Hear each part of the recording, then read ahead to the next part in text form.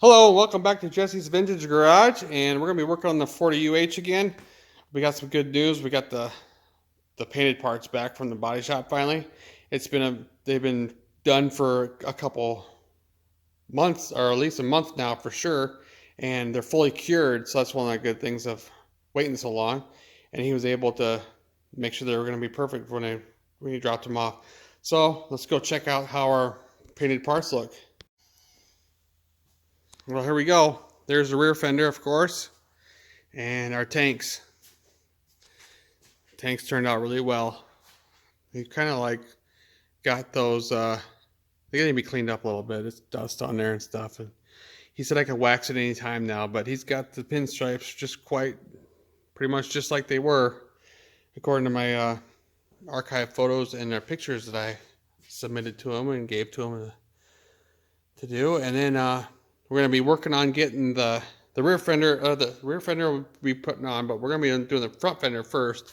It's behind me on my dirty table with all these Triumph parts sitting there.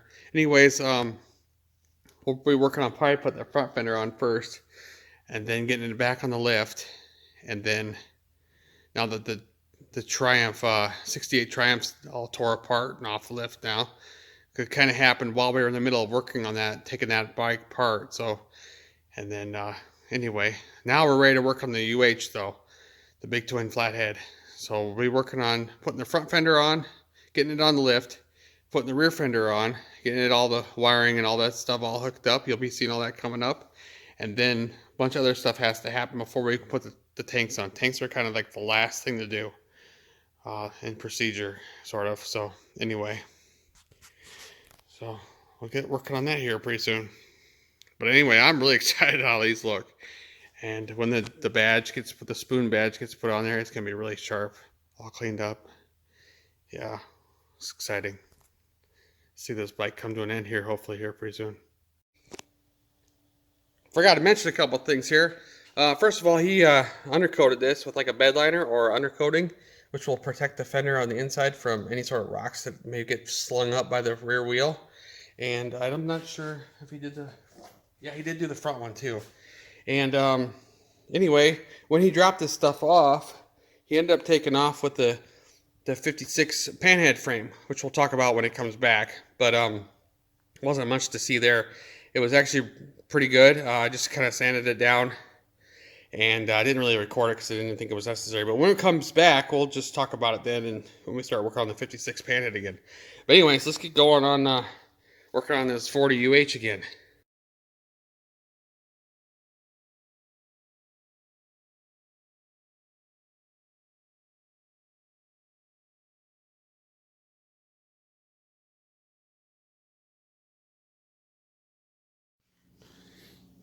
We got the 40 on the lift now. We got the front end all tore apart. We just did some busy work here just to keep this interesting. But we're getting ready to put the painted fender on now.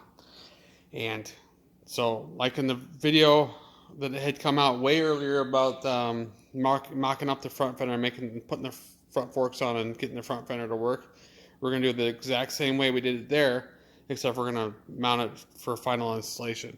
Now, I don't have a cameraman, so we're both going to kind of like get this hung up in here because it's painted, and we want to be really, really careful with it. So we don't want to be tinkering with the camera the whole time, too. There's 2 bolts that go through here. Yeah.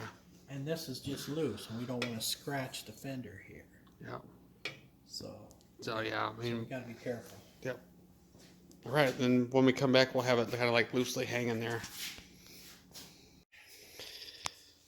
There we are. We got the fender on. It was quite the thing, but we mounted it correctly like we did before. You know, the head of the screw on top, and the nut exposed up here, and then the tapered screw comes to the bottom, and then the whole reason why we have to take the rockers off, I think I explained that in the last video, but it's not wide enough to clear all this stuff, and you end up hitting things, and this will scrape this whole inside here will scrape the entire side of your fender if you try to install it like this.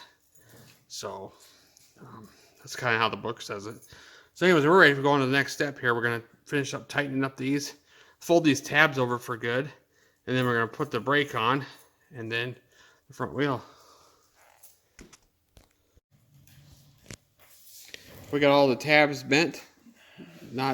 Just a couple, like one per or so. There's usually like 2 or 3 that are on here. You just gotta find the one that lines up once you get it tight. The book kind of just says tighten securely or install, and it doesn't really give a torque spec like I've mentioned before on this old bike. But we got them pretty tight. We went with about, I don't know, I'd say about 90 foot-pounds on some of this stuff or more. What do you think? What are we thinking? 60. 60 or so? 50 Okay. 60, yeah. And I could have probably looked up like this the Softail Heritage Springer. It's practically the same thing. It's just modern stuff. It probably would have gave me a torque spec that way too, and it probably would have been pretty close. So anyway, now that we got this much installed, we're gonna put the wheel on now. I left the brake drum and stuff on the wheel though. You can take it off both ways because it has this 5 socket lug bolts that go through there. And the book kind of says to leave that as attached, but we wouldn't have been able to leave that attached with what we were doing here anyway.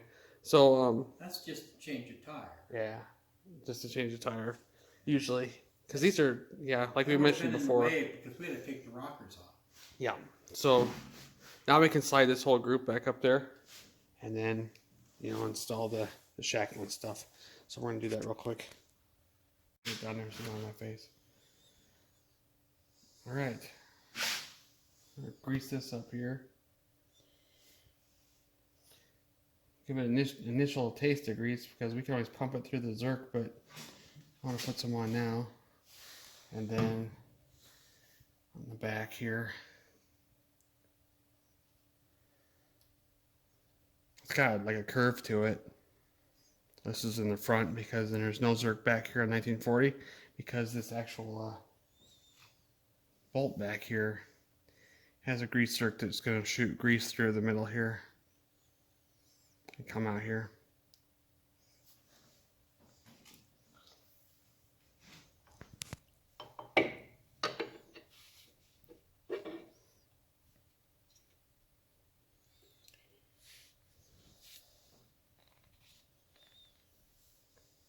I'll put grease on that too. Yeah, I put some grease on this. Here, I'll hold the link in place while you put some grease on the bolt. Oh, I did. I got some on there.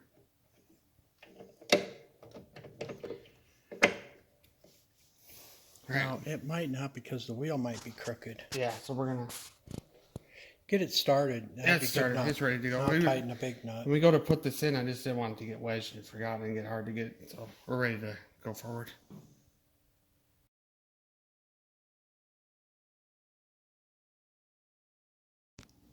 We got everything with the wheel all ready to go and tightened up.